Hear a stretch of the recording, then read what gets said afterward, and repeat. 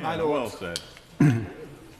my Lords, I've added my name to the amendment in the name of my noble friend Lord Hamilton of Epsom, and this debate, this short debate, has ranged very widely. I'd like to bring it back to something a little narrower, but before I do so, may I say that, as I have said at an earlier stage in this committee, I agree with my noble friend Lord Hailsham that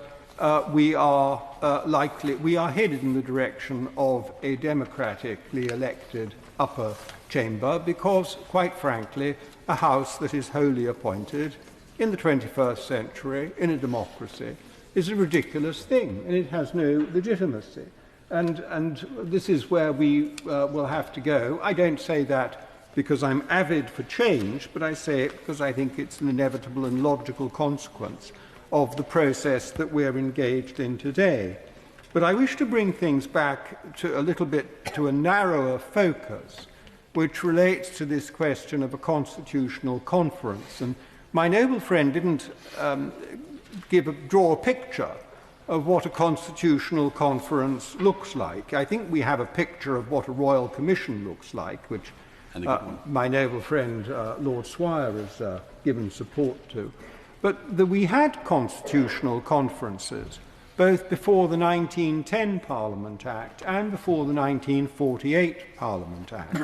And really what they consisted of were meetings, a series of meetings, between senior representatives of the parties in the Commons and in the Lords to try to find an agreed way forward on the issues, and the issues in the case of 1910 related to the powers of the House of Lords,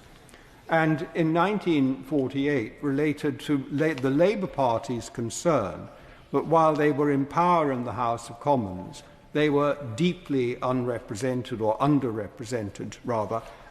in your Lordship's House, and how that was going to work out. Neither of those conferences, those series of meetings, actually reached an agreement. But that wasn't their value. Their value was that they allowed the party leaders and the senior figures in the party in both houses to come together on the parameters of the direction forward. While they couldn't agree necessarily on the details, and the government went ahead and legislated in the way that they did in both cases, both Parliament Acts, they did determine the shape of the final outcome. And so the result was that there was an element, quite a strong element in 1948, of consensus about the legislation that finally passed. Now, I think what is clear in the debate on this particular measure, the bill before us today, is that there is a deep lack of consensus about it and a sense of mistrust, should we say, rightly or wrongly,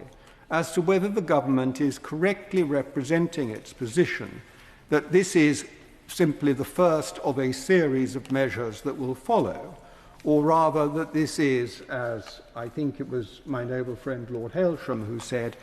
simply one measure which will not be followed by any others, at least not in this Parliament, that the rest of the Labour Party manifesto is not going to be enacted. Now, it is, of course, possible for the government, given its majority in the House of Commons, in the other place,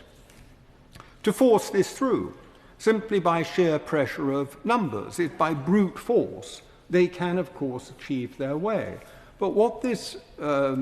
proposal for a constitutional conference, which would be limited to 6 months, it wouldn't be a delaying tactic. What this proposal from my noble friend Lord Hamilton would do would give the government a serious, perhaps almost one could say an elegant means of at least finding a route to discussion with the parties and the party leaders, that even if it didn't reach agreement with those 6 months, within those 6 months, would help to take some of the sting out of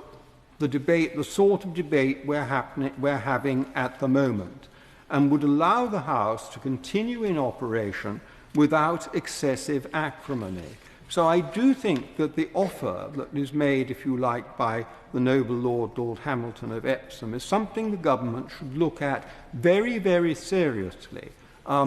given the customs and traditions and the broad amity which have tended to be the basis on which your Lordship's House has operated in the past, and which we would not wish to see lost. I would say that at the end of the 6 months, the bill would come into operation, so that if there was no agreement, it would come into operation. But it gives a chance for a consensus to be found, and I think the front bench, perhaps, is not placing as much value on the opportunity for consensus as many other noble lords in the House believe it merits.